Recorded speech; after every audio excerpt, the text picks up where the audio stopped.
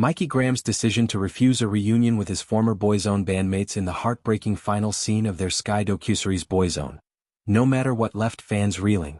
The emotional documentary, which offers an unprecedented look into the lives of the iconic Irish boy band, features never-before-seen footage of the group's manager, Louis Walsh, and the band members, Mikey, Ronan Keating, Keith Duffy, Shane Lynch, and the late Stephen Gately.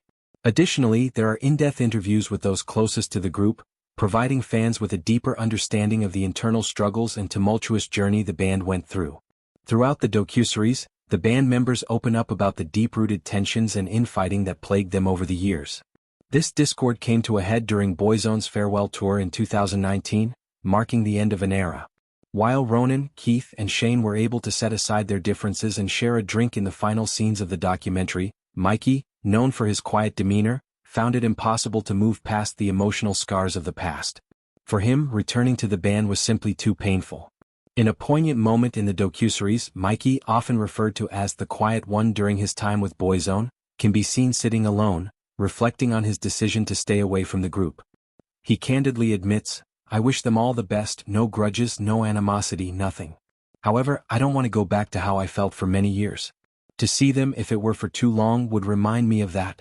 Mikey's words are a testament to the personal struggles he faced during the band's heyday, which were compounded by his ongoing battle with mental health. The documentary paints a picture of a band constantly at odds with each other, with conflicting personalities and strained relationships. The dynamic within Boyzone was far from harmonious, and as Mikey explains, it was this toxic environment that ultimately led him to distance himself from the group. "My future is far too important for me to waste it looking back at my past," Mikey concludes, emphasizing that he cannot afford to dwell on old wounds. One of the primary sources of tension within the group was the differing approaches to their career and personal lives. The group's farewell tour in 2019 highlighted these issues once again. Ronan and Mikey were particularly irritated by Shane and Keith's party lifestyle, believing they weren't taking the tour seriously enough. Ronan, in particular, expressed his frustration, revealing, "They had been out all day, drinking all day, and it was messy." Keith, reflecting on the band's final tour, admitted, "We'd certainly partied a little harder than we usually did. It was the end of the road." These revelations shed light on the personal conflicts that had festered beneath the surface for years, eventually driving the group further apart. As the docuseries progresses, it becomes clear that the personal grievances between the band members were just one part of the larger issue. Mikey's decision to leave the band and the difficult relationships that followed were compounded by the grueling demands of their career. The constant pressure to perform, travel, and maintain the band's success took a toll on all of them, leading to physical, emotional, and mental exhaustion. Mikey, reflecting on the early days of Boyzone, recalls, "We were all physically and mentally and emotionally exhausted." Ronan also acknowledges the immense pressure they were under, stating, "We had spent too much time together, and with that comes relationship difficulties between us. Maybe that was the start of cracks." The docuseries delves deeper into the tensions that grew over time, touching on the strained relationship between Ronan and Louis Walsh. In the late 1990s, while still a member of Boyzone, Ronan had recorded a version of "When You Say Nothing at All" for the film Notting Hill, which went on to become a massive hit. This marked a turning point for Ronan, who soon after decided to pursue a solo career. However, this decision was met with resistance from both Louis and the other band members, who were eager to continue performing together as a group. Ronan's frustrations with Louis, the band's manager, were palpable in the docuseries. Ronan revealed, "Louis became a TV personality. He was given that chance because he was the manager of Boyzone." This shift in focus from music to television left Ronan feeling unsupported in his solo career.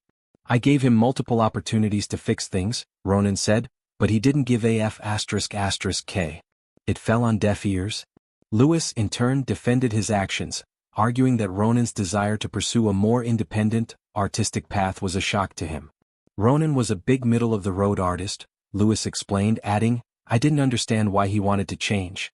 The tensions between Ronan and Louis reached a breaking point when Ronan fired Louis as his manager, a decision that Ronan later expressed regret over. "He knew how to hurt me, vicious king bitchy horrible things. He tried to ruin me and my career," Ronan confessed. The fallout between the two mirrored the growing division within Boyzone, as the band struggled to maintain cohesion amid personal and professional conflicts.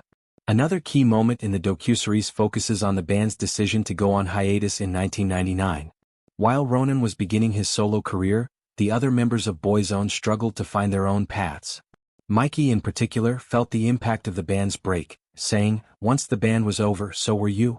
He withdrew from the public eye, feeling like a shadow of his former self.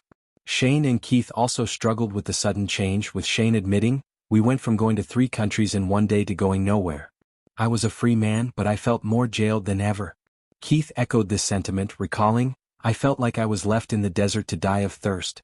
The emotional toll on the members of Boyzone is also evident in the segment of the docuseries that features Stephen Gately's ex-partner Eloy DeJong. Eloy reflects on Stephen's struggles after the band's success began to wane, noting, "He thought his childhood dream was over. It was difficult for Stephen and you saw his mood change. The angel wasn't happy anymore." Eloy also discusses their difficult breakup, stating, "It wasn't that there was no love anymore, but sometimes it's just not possible to be together anymore." Stephen's tragic passing in 2009 was a devastating blow to the band, further complicating their relationships as they navigated grief and loss. Despite the personal conflicts and professional challenges, Boyzone did reunite for a time.